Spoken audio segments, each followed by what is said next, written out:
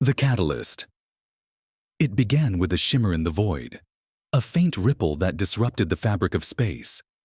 Deep in the Andromeda sector, an ancient probe, dormant for millennia, had awakened. Known as the Witness, this relic carried not only records of long-forgotten civilizations, but also a beacon that pulsed with immense energy. Its activation was not accidental. It was a call, one that Earth could not ignore. On Earth, the year was 2263, a time when humanity had established fragile alliances with alien species. Earth's Interstellar Research Division, IRD, intercepted the beacon's signal. Scientists theorized it originated from an extinct species called the Celestari, rumored to have been wiped out due to their destructive inventions. The beacon's message was cryptic: beware the fragile fury. But what was the fragile fury? A weapon? A force of nature? Or something far more sinister?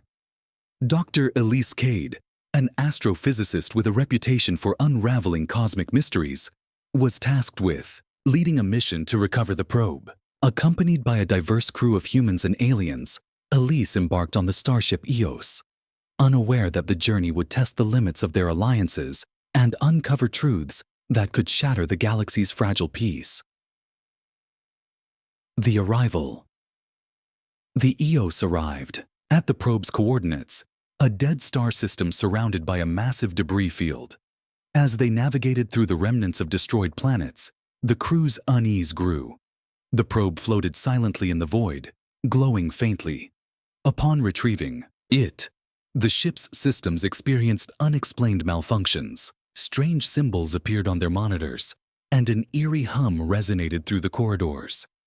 Dr. Cade and her team deciphered part of the probe's data, revealing fragments of the Celestari's history. The Celestari had created a sentient force, a being of pure energy, to protect their people. But this being, the fragile Fury, was unstable. Born from the Celestari's fear and rage, it had turned against its creators, annihilating them in a catastrophic event that left their worlds in ruins. As the crew delved deeper into the probe's secrets, they realized that the Fury had not been destroyed.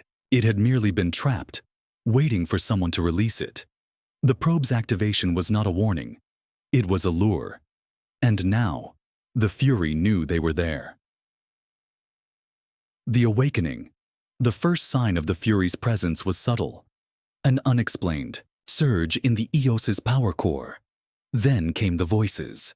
Faint whispers that grew louder, echoing the crew's deepest fears. The alien crew members, sensitive to energy fluctuations, were the first to sense its approach. One by one, they began experiencing visions of destruction and chaos. Dr. Cade theorized that the Fury was not merely a being, but an amplification of emotions. It fed on conflict, magnifying fear and anger until they consumed everything. The crew's fragile unity began to crack. Old resentments between the human and alien crew members surfaced, and tempers flared. The Fury's true form emerged, a swirling maelstrom of light and shadow, pulsating with raw energy. It communicated not with words, but with overwhelming emotions, forcing the crew to confront their darkest memories. To survive, they would have to find a way to neutralize it. But how do you fight something born from the very emotions that make you human? The sacrifice desperation led the crew to a daring plan. The probe's records hinted at a containment device, a Celestari artifact capable of trapping the Fury. However, the artifact was located on a derelict Celestari station hidden within the debris field. Navigating to the station meant risking everything, as the Fury grew stronger with each passing moment. Reaching the station, the crew discovered it was in ruins, its corridors filled with remnants of the Celestari's final moments. The artifact, a crystalline orb, lay at the station's core, but activating it required a life force to stabilize its energy matrix. Captain Arlen Voss, a stoic leader who had kept the crew together through countless crises, volunteered. "If this is what it takes to save us," he said, "then so be it." As Voss activated the artifact, the Fury's wrath intensified. It lashed out, shaking the station to its foundations. In his final moments, Voss channeled his own emotions, not fear or anger, but hope and determination, into the artifact. The Fury's form wavered, drawn into the crystalline orb. With a blinding flash, it was contained, and the station fell. Silent. The aftermath. The Eos returned to Earth with the artifact, its crew forever changed. The mission had revealed not just the dangers of the universe, but also the fragility of their alliances and the resilience of the human spirit. Dr. Cade presented her findings to the Galactic Council, warning them of the Fury's potential to resurface if the artifact was ever mishandled. The Council, shaken by the implications, agreed to store the artifact in a secure, undisclosed location.